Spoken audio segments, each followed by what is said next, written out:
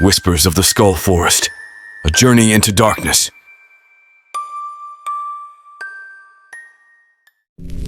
Deep within the heart of a foreboding forest, where the trees seemed to whisper secrets of centuries past, stood a cemetery unlike any other. Rows upon rows of weathered tombstones, adorned with eerie symbols, marked the resting place of countless souls. But what truly set this cemetery apart was the macabre site at its center, a circle of towering stone pillars, each crowned with a skull staring hollow-eyed into the night. Legend spoke of a dark ritual performed in ages long forgotten, where the skulls of the deceased were encased in cement and bound together to form a ghastly monument. Those who dared to venture near whispered of strange whispers carried on the wind, and the sensation of unseen eyes watching from the shadows. But the horrors of the forest did not end there.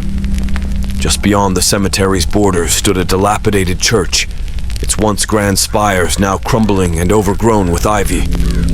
Dark crosses adorned its facade, casting ominous shadows in the moonlight. Those who dared to enter the church spoke of a suffocating atmosphere, as if the very air itself was heavy with the weight of centuries-old sins. Strange symbols adorned the walls, their meaning lost to time, and the pews creaked ominously as if haunted by unseen specters.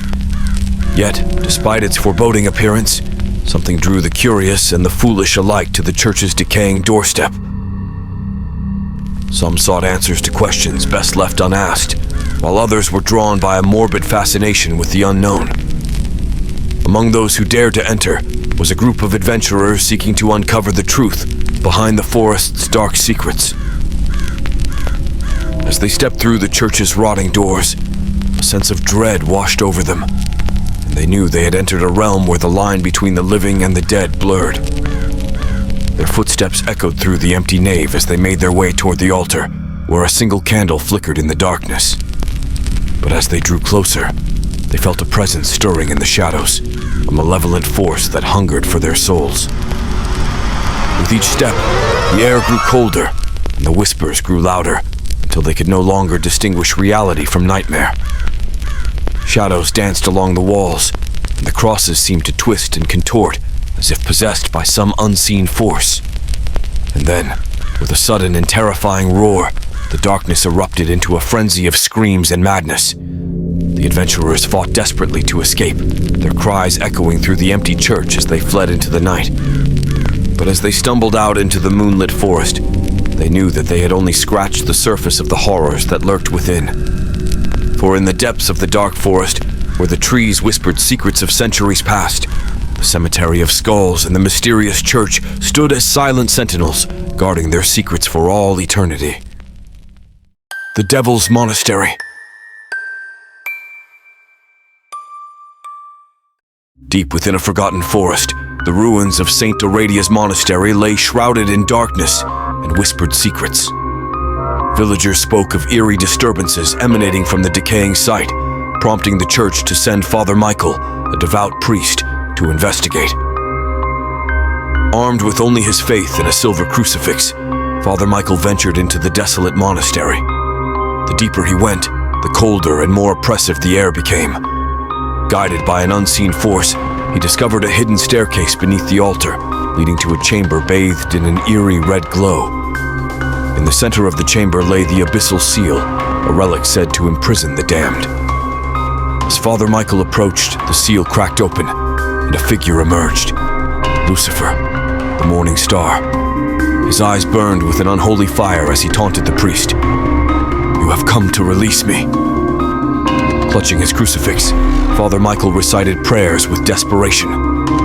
Lucifer laughed, summoning visions of hellfire and torment. Yet Father Michael clung to his faith, chanting an ancient prayer of divine intervention. The chamber shook violently as the abyssal seal glowed brighter. Lucifer screamed in rage, his form flickering before being sucked back into the abyss. The seal closed, and silence fell. Exhausted, Father Michael emerged into the dawn light, knowing the battle was won, but the war far from over. The villagers hailed his bravery, but only he understood the true horror that lay beneath the ruins, waiting for the day it would rise again. Witch's Curse. unleashed. In the heart of the decrepit town, beyond the reach of sunlight, stood an old abandoned manor. Legend had it that a witch lived there, an old crone with a twisted smile and eyes that gleamed like polished obsidian. The townsfolk whispered her name only in hushed tones, Isolde. One stormy night, a curious young woman named Eliza ventured into the manor, lured by the promise of hidden treasures that Isolde was rumored to guard.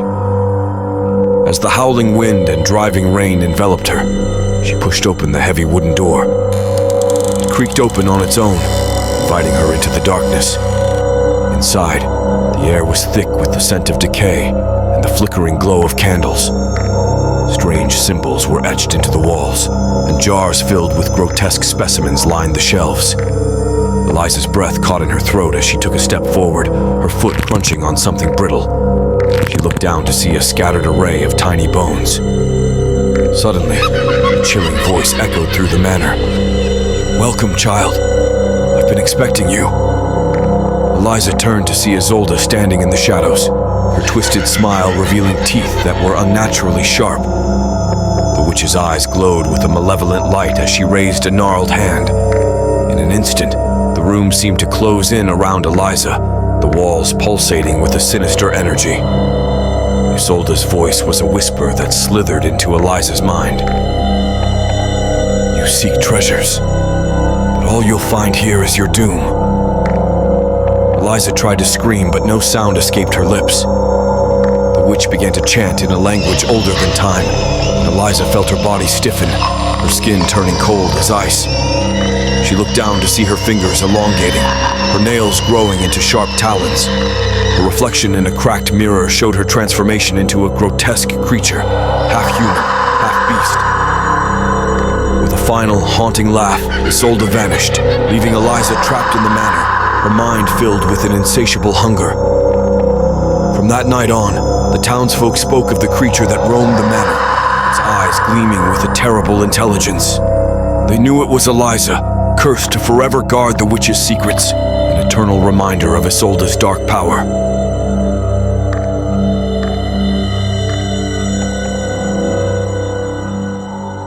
Thanks for watching. Please subscribe.